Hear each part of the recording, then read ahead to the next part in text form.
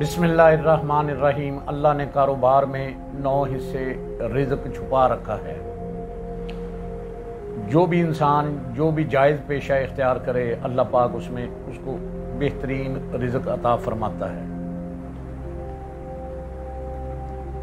समझाने के लिए अर्ज़ करता हूँ, जो जितनी जल्दी पैसा चाहता है वो इतना ही गरीब होता है।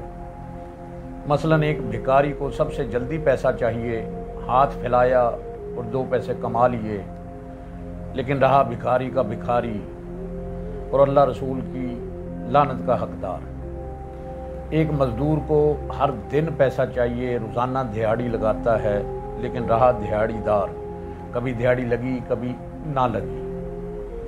एक नौकरी वाले को, मुलाजमत पेशा को हर महीने पैसा चाहिए, लेकिन रहा एक मुलाजम, बमुश्किल गुजारा कर पाता है। और एक कारोबारी आदमी, बिजनेसमैन, जो 5 से 7 साल तक मेहनत करता है। और ये सच है कि अल्लाह ने कारोबार में 9 हिस्से रिज़्क रखा है, और कारोबारी आदमी अपनी मेहनत से इतने पैसे कमा लेता है कि वो और उसकी औलादें बैठकर खा सकती हैं। क्या मतलब? जिसको जितना जल्दी पैसा चाहिए होता है वो इतनी ही ज़्यादा गरीब होता है। अगर ज़िंदगी में अमीर बनना चाहते हो तो लंबी रेस का घोड़ा बनिए। अपने काम की क्वालिटी बढ़ाने पर तवज्जो मरकूज़ कीजिए।